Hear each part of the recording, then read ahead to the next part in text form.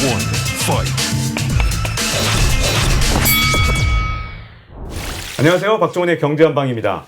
자, 이 부동산 시장에 정말 관심 많으시고요. 그러다 보면 이 진짜 전문가를 찾게 되는데 제가 보기엔 부동산 시장 하면 이 홍춘욱 EAR 리서치 대표님을 진짜 빼고 얘기하기는 진짜 불가능하다 이렇게 생각할 정도로 부동산 시장을 오랫동안 지켜보셨고 또 경제 전체적으로 계속 조망해 오셨기 때문에 오늘 홍춘욱 박사님을 모시고 한번 자세한 얘기 들어보도록 하겠습니다. 안녕하세요. 네, 안녕하세요. 박 기자님 반갑습니다. 네, 반갑습니다. 자, 이 부동산 시장 어떻게 됐지 많은 분들이 뭐 집을 갖고 계신 분들도 우려하고 또 사야지 하고 조바심을 느끼신 분들도 계속 걱정하시는 것 같은데 어떻게 보십니까? 일단 버블 초입에 들어선 지역이 있는 것 같습니다. 아, 버블 초입에 들어선 지역? 네, 서울이라고 그냥 꼭 집어서 이야기하겠고요. 네. 네, 그러니까 서울을 중심으로 한 일부 수도권 일부 지역 그리고 지역에서도 일부 지역들은 거품권에 이제 들어간 것 같습니다. 네. 그런데 제가 홍 박사님 말씀하신 걸 계속 이렇게 보고 왔고 그다음에 유튜브 직접 운영하시는 데서도 말씀하신 걸 우리 들어봤는데 책도 같이 썼잖아. 네, 그렇죠. 우리 그러면서 제가 이제 홍 박사님 말씀하신 것 중에서 1, 2년은 계속 오를 것이다 이렇게 보셨더라고요. 네. 그런데 지금 버블이라고 보시면서도 한 22년까지는 집값이 계속 오를 것이다 이렇게 보시는 건가요? 그러면? 버블이 커지는 시기에 일부 지역은 전국 단위는 저평가입니다. 근데 이제 서울 아파트 일부 그리고 지방에서도 일부 지역은 역사적으로 볼 때 경험을 이렇게 하면 우리가 평균 가격이 있고 네. 상위 10%가 있고 하위 10%가 있잖아요. 네. 그래서 2014, 15는 하위 10%였었어요. 그때는 뭐 집이 정말 너무나 쌌죠. 근데 이제 그게 한 7년을 오르면서 이제 상위 10%에 온 것 같습니다. 네. 그래서 근데 이제 여기서 끝나면 좋은데 안타깝게도 여러 요인이 좀 이렇게 맞아 떨어져서 더 갈 것 같습니다. 그래서 저는 내년 정도까지는 가지 않겠는가. 그러니까 내년까지는 편하게 이야기하자면 앞을 가로막을 뚜렷한 악재를 찾기가 어려운. 그러니까 비싸다 말고는 악재를 찾기 어려운 세상 시기가 아닌가. 그래서 좀 굉장히 안타깝습니다. 지금 이 시점에서 더 걱정이 많이 됩니다. 도대체 예. 집 없는 분들은 지금 사야 되는 시점인지 앞으로 한 2년 정도까지도 보시는 것 같은데 그러면 이 시점은 도대체 어떻게 해야 되는 시점인가요? 일단 두 부류로 나눠서 말씀드리겠습니다. 첫 번째 부류는 이미 다주택자. 이분들은 즐기시면 되겠죠. 네. 그러니까 이분들 입장에서는 양도세에 대한 부담이 좀 있어서 그렇지 뭐 이미 차익이 발생해도 너무너무 많이 발생한 상황이기 때문에 양도세 부담이 좀 있기 때문에 뭐 제 생각에 그렇습니다. 핵심 지역은 이게 거기 사시는 분들은 재력도 있으시고 레버리지도 덜해요. 제가 굉장히 존경하는 그 투자자분의 한 분인 민경남 대표라는 분을 제가 되게 좋아하는데요. 이분이 이제 모 운용사의 부동산 펀드 매니저로 지내다가 독립해서 이제 투자 회사를 차리신 분인데 이분 덕분에 제가 정말 개안을 했어요. 뭘 했냐면 이분이 정말 대단한 분인 게 우리나라를 대표하는 예를 들어 뭐 KB 스타 부동산 뭐 아파트 이런 거 있는 거 아시죠? 네. 한국을 대표하는 50개 단지. 그 단지가 있으면 그 단지에 가장 뭐 그냥 동 하나를 찍어서 그 동에 계시는 분들의 전부 등기부등본을 다 떼보는. 그게 요새 인터넷으로 되는 거 아시죠? 네네. 예, 그래서 돈만 좀 들지 다 떼볼 수 있어요. 네. 예, 그래서 한국을 주도하는 한국을 대표하는 대표적인 단지를 다 떼봤더니 이 친구 집값이 이렇게 폭등하기 전의 이야기입니다. 2018년 이야기입니다. LTV가 10% 20%도 안 된다는 거예요. 뭔 말이냐면 집값이 10억이면 대출이 1억 2억이 안 되더라요. 근데 이제 그 집이 2배가 났죠. 그 사이에 네. 대부분 단지가 2배가 났습니다. 자, 그렇게 되니까 론투밸류 LTV가 담보 인정 비율이 10% 밑으로 대부분 떨어진 것 같아요. 네. 그 앞에 등기부등본을 이렇게 산더미처럼 쌓아놓고 이야기를 해주는데 제가 너무너무 놀랐던 기억이 나요. 그래서 우리나라는 이번 부동산 7년 랠리 속에서 부자는 정말 찐 부자가 됐다. 네. 그래서 이분들 입장에서는 파티를 즐기면서 자기가 생각했을 때 뭐 시장이 충격이 오더라도 흔들리더라도 상대적으로 좀 안전해 보이는. 왜냐하면 이제 부자들이 많이 살면 안전하잖아요. 그런 단지는 좀 놔두고 상대적으로 불황에 약해 보이는 그런 부동산들을 먼저 처분할 가능성이 있겠구나. 저는 그렇게 생각을 해요. 그래서 부동산 시장이 어떤 모습을 보이게 될 가능성이 있냐 하면 앞으로 핵심 지역은 좀 마지막 순간까지도 버티고 급등 최근 1, 2년 사이 급등했던 단지들에서 조정이 나타날 때는 정말 조심해야 된다. 네. 그게 왜 그러냐면 아까 이야기했던 다주택자들이 아무리 양도세를 많이 내더라도 이건 너무 많이 벌었기 때문에 여기는 이 가격이면 나는 만족해요 하고 파는 매도 매물이 언젠가 나올 텐데 네. 그 매도 공세 앞에 집값이 흔들리는 지역들, 최근에 급등했던 지역들 중에 흔들리는 지역이 나올 때는 거긴 정말 조심해야 될 거다. 이게 앞으로 우리 부동산 시장에서 고점 징후가 뭐예요? 이렇게 물으시는 분들한테 제가 드리는 게 최근 1, 2년 사이 갑자기 급등했던 지역들의 조정이 나올 때는 조심해야 될 수도 있다. 거기 왜냐하면 영끌 하신 분들이 들어가셨을 가능성이 있어서 네. 못 버틸 수도 있다라는 거가 좀 걱정이고요. 이제 두 번째 이야기를 조금 하자면 현재 무주택자다. 근데 이 무주택자가 전세 살고 있는 무주택자다. 그러니까 내 돈으로 전세를 살고 있다. 아파트 전세를 살고 있다. 이런 분한테는 저는 사라고 말씀드리고 있어요.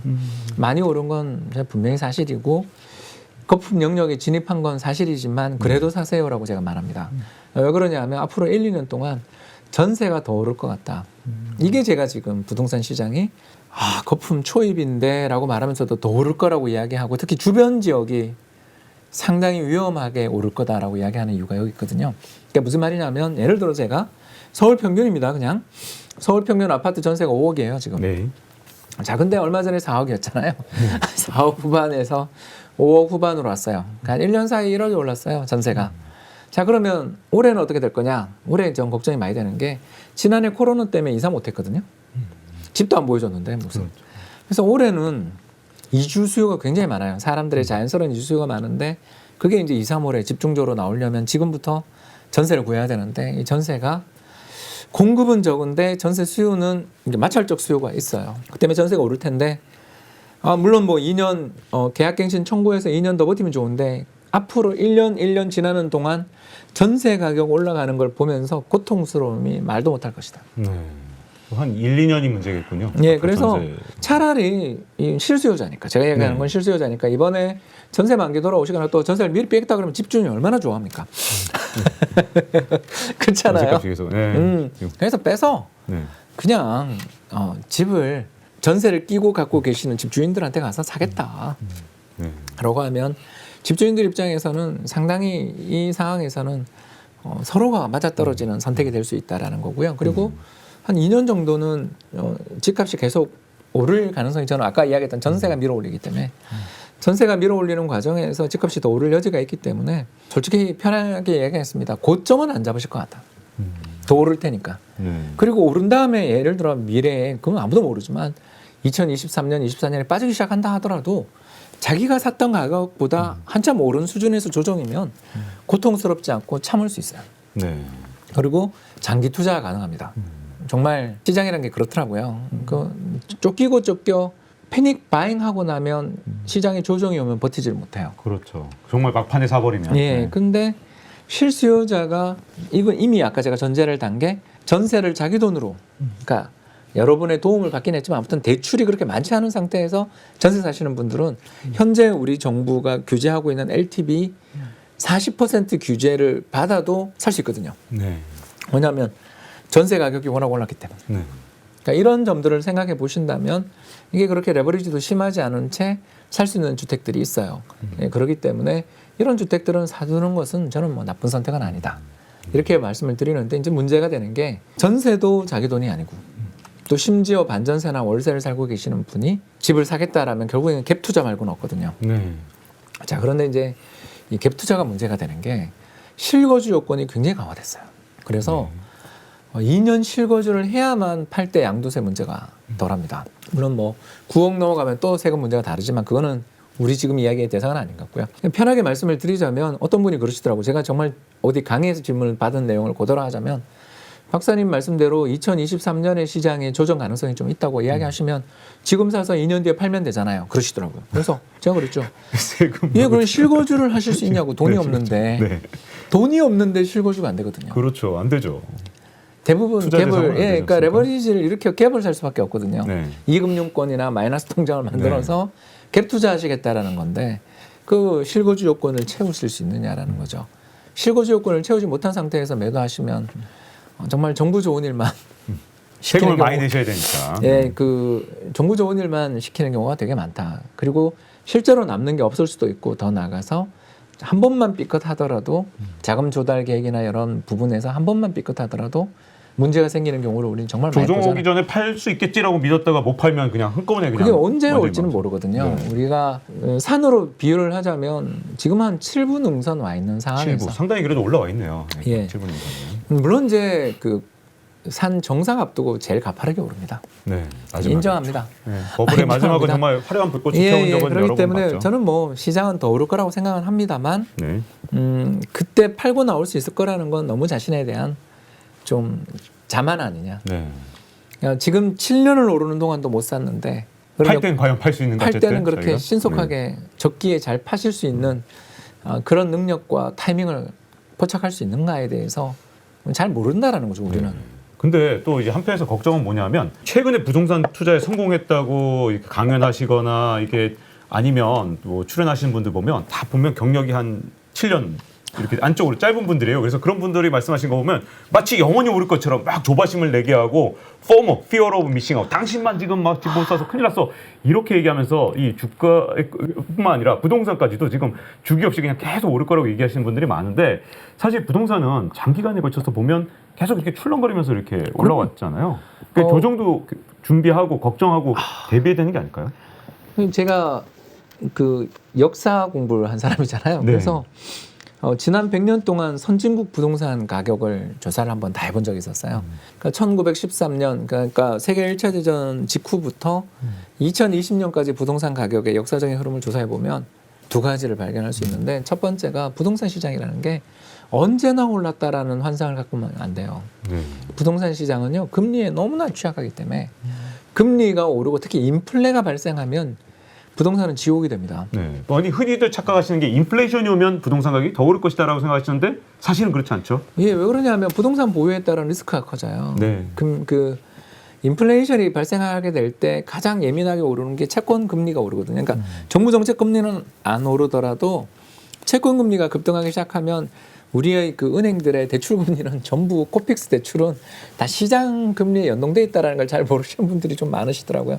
특히 우리는 그 고정금리 대출도 많이 받으시지만 변동 대출이 되게 많고 특히 이금융권 신용 대출은 시장 금리에 굉장히 민감하거든요. 네. 그래서 금리 급등하는데 부동산이 답이 없고요. 특히 부동산 시장에 대해서 제가 아주 편하게 하나만 말씀드릴게요. 옛날 압구정 현대아파트 10억이었고 정말 쌌다 이런 이야기 하시는 분들이 있는데 그런 말씀을 들을 때마다 저는 기가 차거든요. 왜 그러냐면 그때는 금리가 10%였어요. 다른 방송에서 나왔지만 뭐 프로에 보면 나오잖아요. 세계 대회 우승해서 나왔는데 네. 예금 금리 10%인데 예금에 넣어두지 뭘 딴 데 투자해 그러잖아요. 드라마 보면서 예, 우리 성모 옛날 배우님이 사진. 그렇게 네. 얘기하시잖아요. 네. 요즘 저기 창호 선전으로 잘 나가는 네. 유튜브가 좋은 것 같아요. 이렇게 편하게 이야기할 수 있고. 타방 선곡이 예, 하셨는데 최고의 유튜브에서. 광고이신 것 같아요. 저는 정말 광고를 넋을 잃고 그렇게 본 건 처음이었던 것 같아요. 아무튼 계속 이야기를 하자면 그런 상황에서 10억짜리 집을 가지고 있다는 건요. 뭘 의미하냐면 매년 1억의 비용을 치르고 있는 거예요. 그렇죠. 왜? 은행 예금 넣어놓으면 10억을 넣으면 1억이라는 알토랑 같은 이자가 나오는데 월 1,000만 원 가까이 돼요. 근데 그걸 포기하고 집을 갖고 있는 거예요. 네. 따라서 이자율이 지금처럼 뭐 제로금리일 때는 솔직히 집이 좋죠. 그러나 이자율이 조금씩 올라오기 시작하면 이게 집을 보유하는 게 굳이 이게 매력적인 선택인가에 대해서 고민하는 사람이 나올 수밖에 없기 때문에 인플레이션 발생하는 시기, 뭐 가장 대표적인 시기가 1970년대, 80년대인데 그때 보면 전 세계 부동산 시장이 정말 죽음이었어요. 인플레이션 발생하게 될 때는 집값은 정말 조심해야 되는 그런 거기 때문에 감히 부동산 시장은 꾸준히 오른다라는 말씀을 하시는 분들한테 장기적인 좀 데이터를 보고 이야기했으면 좋겠는데 지난 7년 동안 내려오른 것만 보고 이야기하면 그건 정말 곤란하다. 두 번째가 또 주택시장이 뭐에 또 약하냐면 경제 위기에 약해요. 경제 위기가 오면 제일 먼저 떨어지는 제일 먼저 거죠. 떨어지죠. 그러니까 1980년 석유 위기 그리고 2008년 글로벌 금융위기 같은 일들이 벌어질 때 이 위기에 제가 방금 말씀드린 80년이나 또 2008년 위기의 공통점이 뭐냐면 은행 망할 때죠. 참 정말 위험한데 네, 정말 위험하죠. 은행이 어려움에 처하면서 대출이 안 이루어질 때 부동산만큼 취약한 자산이 없어요. 그래서 역사적으로 이렇게 보면 지금 세계에서 가장 부동산이 많이 오르는 나라가 스웨덴, 노르웨이, 핀란드, 덴마크 같은 나라, 북유럽 국가들이거든요. 근데 이 북유럽 국가들이 80년대 말에 지옥을 경험했어요. 그때 은행 위기가 연쇄적으로 발생하면서 특히 스웨덴, 노르웨이 은행들이 죄다 다 망했거든요. 그때. 그러면서 고점에서 부동산 가격이 실질 기준 30%씩 막 빠지는데 네. 아니 가격이 30% 빠지는 것도 아니고 물가를 감안해서 그 정도 빠지게 되면 버텨낼 수가 없어요. 그래서 연쇄적인 은행 위기로 촉발되면서 다 구제금융 받고 그래서 북유럽 국가들의 그 3인당 장기 집권이 막을 내린 시점들이 대부분 그때였거든요. 그러니까 이런 사례들을 살펴보시면 알겠지만 은행 어려움 겪는다라는 이야기 들릴 때 부동산이 세상에서 제일 위험한 자산이고 두 번째 인플레 날 때 물가 오르기 시작한 때 부동산만큼 위험한 자산은 없다. 이런 점들을 염두에 두시면 부동산 시장이 끝없이 오른다라는 식으로 이야기하는 것은 좀 너무 과하다. 이렇게 말씀을 드리고요. 그래서 저는 22년까지는 오르는데 23년 이후는 조정의 리스크가 있다고 이야기하는 이유는 그 이유가 굉장히 궁금합니다. 왜 23년부터는 조정 받을 거라고 한국은행이 되게 매파예요. 한국은행이 매파? 네, 매파입니다. 굉장히 네. 매파입니다. 2008년 글로벌 금융위기 이후에 보면 유럽 중앙은행이랑 한국 중앙은행이 세계에서 제일 빨리 금리 인상했던 중앙은행이라는 걸 잊어버리고 계신 분들이 너무 많은 것 같아요. 오, 미국도 못 올리고 있는데 우리나라부터. 왜? 미국은 2015년 올렸잖아요. 네. 근데 우리는 김중수 총재라고 혹시 기억 안 나세요? 네. 네, 이렇게 기억나죠. 아주 근엄한 표정에 그러면서 금리를 막 2% 있던 금리를 그때 한 4%까지 올렸죠. 그렇게 금리를 인상하면서 이른바 하우스푸어 사태를 촉발시켰었습니다. 물론 그때 저축은행 사태, 그러니까 정말 기억하기도 싫은 은행 위기가 발생했었다는 점은 잊지 말아셔야 되겠습니다. 그래서 저는 뭐 이번에 은행 위기 난다라고는 보지 않는데, 왜냐하면 뭐 우리나라 가계가 굉장히 레버리지를 많이 일으킨 건 분명한 사실인데 아시는 바와 같이 자산도 엄청나게 가격이 올라서 그렇죠. 예, 그러니까 자산 대비 부채 비율이 너무 낮아서 이게 솔직히 뭐 그러니까 가계 부채가 이렇게 급증한 거는 정말 큰일이에요 이렇게 얘기하지만 저는 그걸 보면서 가계 부채가 어떤 식으로든 문제는 되겠지만 지금 당장 그건 문제는 아닌 것 같고 네. 제가 생각했을 때 제일 걱정은 2023년쯤 되면 한국은행이 금리 인상할 것 같은 기분이 참 많이 들고 네. 우리나라 한국은행이 굉장히 인플레 없는 인플레를 향해서 인플레 조심해야 된다고 그러는 곳이에요. 네. 매년 경제 성장률 전망 보시면 한번 확인해 보세요. 한국은행 물가 전망이요 제일 크게 틀려요. 경제 성장률 전망을 좀 가장 맞추는데 틀린다고요? 네. 제일 심각하게 틀려요. 한국은행이 물가 전망은 죄송합니다. 정말 경제 전망은 꽤 잘하시는데 물가 전망은 형편없어요. 항상 좀 물가가 항상 오를 거라는 공포감 속에 살아가는 예, 거군요. 그래놓고 하향 조정해요 맨날. 그래서 이런 걸 보면 한국은행은 이렇게 그 집단의 성향인 거예요. 네. 그러니까 인플레에 대해서 굉장히 공포감을 갖고 있는 집단이에요. 그렇기 때문에 무시하시면 안 돼요. 한국은행의 트라우마는 화폐개혁.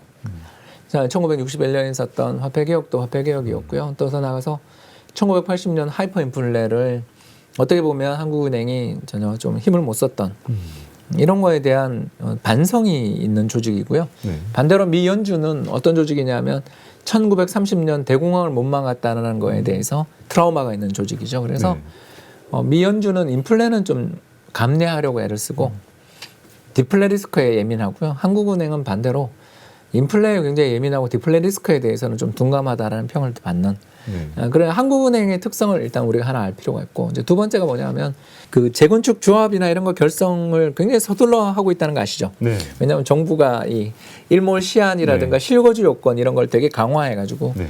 사실 그 40년, 50년 된 집에 2년 살아라 이건 너무 가혹한 규제인 것 같아요 저는. 근데 아무튼 그런 오래된 아파트에 대한 실거주 요건 이런 걸 굉장히 강화시키다 보니까 대부분의 좀 추진이 되고 있던 단지들은 다 조합을 만들고 추진이 들어갔어요. 그리고 최근 이렇게 다니다 보면 타워 크레인까지는 아직 안 올라갔는데 철거하는 지역들은 꽤 많다라는 거 알고 계실 거예요. 네. 그래서 전세난이 생겼죠 사실. 그렇죠. 그래서 전세난이고 전세값. 그래서 그게 아직 계획에 불과해요. 정말 이건 계획에 불과합니다. 이거는 믿으시면 안 돼요 제 말은. 근데 대략 전수까지는 아니고 서울에 있는 주요 재건축 단지들을 한번 조사를 해봤더니 2023년 입주가 집중되더라고요. 네. 그래서 서울 물량만 대략 한 5, 6만 가구 물량이 집중됩니다. 거기에 2024년부터는 또 뭐가 들어오냐면 3기 신도시 물량이 들어오죠. 그래서 공공재건축은 뺀 거예요 지금. 저는 공공재건축에 대해서는 희망이 거의 없는 쪽이어서 공공재건축은 좀 차라리 공세 건축은 저는 별로 그렇게 거의 주택 공급에 도움이 안 된다고 보고요. 공업 용지 전환하고 역세권 용적률 개선은 조금이나마 도움이 된다고 봅니다. 아무튼 이런 여러 가지 요인이 대략 2023년, 24년에 집중된다라는 점, 여기에 작년 우리 서울 아파트 가격이 14% 가까이 올랐잖아요. 네. 그리고 이게 이 기세로 21년 또 오르면 정말 이게 이제 그 절대 가격의 문제가 되며 정부가 조금만 다주택자에 대한 양도세를 경감만 시켜줘도 비핵심 지역 중심으로 물량이 나올 가능성이 있어요. 네. 그렇지 않습니까? 왜냐하면 그렇죠. 절대 가격 레벨이 너무 높아졌기 때문에 세금 좀 내더라도 이건 차익 실현하고 싶은 매물들이 나올 수가 있어요. 네. 이런 여러 가지 요인들을 생각해 보면 절대 가격 리스크, 두 번째 한국은행의 금리 인상 리스크, 세 번째 23년부터 24년 사이 집중되는 입주 리스크들을 생각해 보면 집값은 좀 그때쯤엔 잡힐 것 같다. 근데 그 전에는 없다. 보이지 않는다. 그러니까 깜깜절벽이다. 네. 입주 물량 급감하죠. 제로금리는 뭐 올해 내년은 봐야 되죠. 여기에 투자 심리가 전세 가격 상승 때문에 도저히 못 믿겠다. 나 이제는 안 참아라고 생각하는 패닉 바잉이 지난해 하반기부터 시작된 게 보여서 네. 이 기세가 지금 이미 1월 첫 주 이번 나온 지표들 봐도 지난주 나온 KB 부동산 지표를 봐도 그렇고 더 불이 붙었지 이건 꺼지는 징후는 전혀 안 보이니 이 모멘텀까지 가세하면 2021년은 이거 정말 걱정입니다. 네. 그 중에서 제일 걱정되는 것 중에 하나가 저도 착공 물량이 최근에 줄어든 걸 보면 아주 심각한 수준이 아닌가 싶더라고요. 특히 2019년, 2020년에 착공 물량이 이전에 거의 반토막 조금 넘는 수준밖에 안 되고 한 3년 전에, 4, 5년 전에 비해서 그런 측면에서 21년도 착공 물량이 과연 충분할 것인가라는 약간 걱정스러운 측면인데 그런 문제들이 그래도 23년, 4년 되면 좀 해소가 될 거라고 보시는 건가요? 그러니까 월별로 살펴보면 네. 그러니까 연도는 박 기자님 말씀이 맞아요. 네. 그러니까 연도별 주택 착공 물량은 2019, 20년이 2007년 이후 최저인 것 같아요. 뭐 47만 호, 48만 호 착공했는데 전에는 막 77만 호씩 하더라고요. 한 네. 2015년만 해도. 네, 맞는 말씀이고요. 그래서 1, 2년이 정말 앞으로 보릿고개고요. 1, 2년. 네. 네, 올해 내년이 정말 보릿고개고요. 왜냐하면 그게 2, 3년 뒤 입주잖아요. 네. 근데 이제 월별로 보면 지난해 8, 9월부터 네. 착공이 증가하기 시작했어요. 그래서 그런 물량들이 2년 6개월 보통 걸린다고 보면 23년. 그래서 뭐 걱정입니다. 왜냐하면 지금 패닉 바잉 하시는 분들 입장에서는 이렇게 지금 착공 물량이 적으니까 그게 영향을 21년, 22년에 좀 단기적으로 줄 건데 그분들이 샀을 때 또 하필이면 또 고점이 될까봐 이렇게 참 부동산 시장 어떻게 그래서- 조언을 해주실지 그래서 궁금합니다. 아까 제가 이야기한 게 네. 다주택자들 매물은 좀 천천히 파실 것 같아요. 제가 봐도. 네. 그분들 입장에서 서둘러 팔고 싶은 마음이 없겠죠. 더 오를 텐데. 30대 이렇게 영끌. 네, 근데 영끌하신 분들 입장에서는 아까 말씀드린 여력 되시는 분들은 사라. 네. 왜 그러냐면 1, 2년 동안 너무 고통스러워서 마지막 순간에 패닉 바잉 가능성이 있다. 네. 마지막 정말 참다. 예, 그러니까 편하게 이야기하자면 사서 좀 물려도 나보다 비싼 값에 산 사람이 많으면 버틸 수 있어요. 근데 그 시점이 언제인지 모르니까. 모르죠. 네. 그러니까 언제 떨어질지 그러니까 저는 뭐 올해 2021년 주택 사는 거에 대해서 특히 실수요자는 너무 그렇게 좌고 오면 좌우를 막 그렇게 고민할 필요 없지 않냐. 올해는 그냥 전세에서 적절한 레버리지를 끼고 살 수 있는 정도의 아파트들 그리고 향후 한 2, 3년 좀 기다리면 전철망의 개통 가능성이 있는 지역 중심으로 해서 좀 투자를 해보는 거는 나쁜 선택은 아닌 것 같다. 이런 정도로 좀 잘 따져보고 투자하셨으면 좋겠다라는 거죠. 그냥 집을 산다는데 목적을 둔 투자는 정말 반대입니다. 그러니까 나는 집을 샀어를 목적을 가지시면 안 되고요. 어떤 집을 사느냐에 대해서 미래 발전 가능성이 있는가에 대해서 면밀하게 검토를 하셔야 돼요. 예를 들어서 뭐 집을 샀고 봤더니 용적률 죄송합니다. 350%, 400%다. 이건 뭐 거의 재건축 가능성은 없고 뭐 다른 정도로 집은 계속 낡아가면서 감가상각된데 건물의 가치는 계속 감가상각이 될 텐데 토지 깔고 앉아 있는 지분은 굉장히 적잖아요. 그런 지역들이라거나 더군다나 또 나홀로라 재건축을 하기가 이 규모의 경제가 나와야 되는데 굉장히 어려운 단지들도 있고요. 그리고 교통망 개선에 대한 어떤 가능성들이 없는 그냥 선거 때만 나오는 계획들만 있는 지역들을 교통망 개선을 기대하고 들어갔다가 10년 동안 땅 하나 안 파는 걸 보면서 견디시는 분들도 계시거든요. 네. 이제 이런 지역들인가 아닌가.